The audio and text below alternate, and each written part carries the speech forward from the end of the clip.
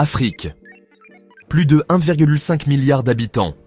Quand je pense à l'Afrique, je vois un continent débordant d'énergie, une population jeune, des ressources naturelles incroyables et des entrepreneurs à chaque coin de rue.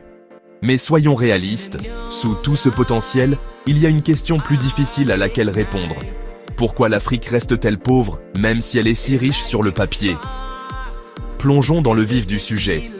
Premièrement, les économies africaines sont ce que j'appellerais tournées vers l'extérieur. La plupart des pays africains exportent des matières premières. Pensez à l'or, au pétrole, au cacao, au coton. Mais voici le piège, ils doivent importer des produits finis, et ceux-ci sont vendus à un prix élevé.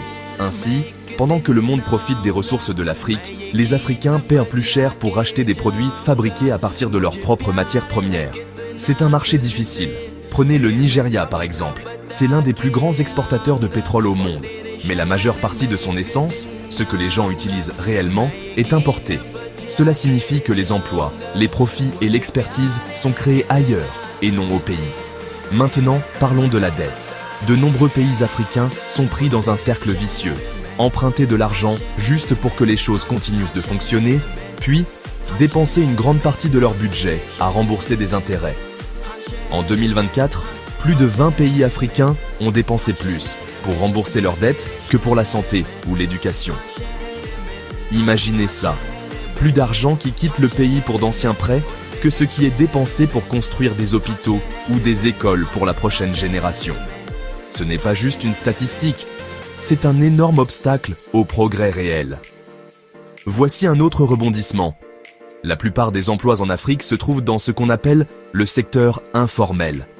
Cela signifie vendre des marchandises dans la rue, travailler sans contrat, se débrouiller sans filet de sécurité. Pour des millions de jeunes Africains, il n'y a pas de salaire stable, pas d'assurance maladie, pas de sécurité d'emploi. Mais rendons à César ce qui lui appartient. Cette jeunesse est créative, déterminée et incroyablement innovante. Des femmes qui transforment des fruits locaux en produits à vendre. Des jeunes qui lancent des applications sans aucun financement. Des marchés qui prospèrent sans beaucoup d'aide du gouvernement. C'est fou et inspirant. Mais il y a plus, des solutions locales apparaissent partout. Agro-industrie, énergie solaire, start-up technologiques, fintech, elles germent partout sur le continent. Ces solutions fonctionnent, mais elles ont besoin d'un coup de pouce, de meilleures infrastructures, plus de formation, un accès plus facile au financement. Le véritable défi est de changer la donne, produire, transformer et vendre localement, pour que la richesse reste en Afrique. Alors, l'Afrique est-elle pauvre? Pas vraiment. Elle est rendue pauvre par un système mondial inégal, façonné par l'histoire et maintenu par les règles économiques actuelles. Mais il y a de l'espoir. La voie à suivre?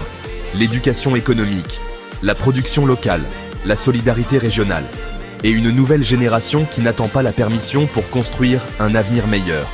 L'histoire de l'Afrique ne se limite pas aux obstacles. C'est une histoire de possibilités, de pouvoir et des gens qui sont prêts à réécrire les règles.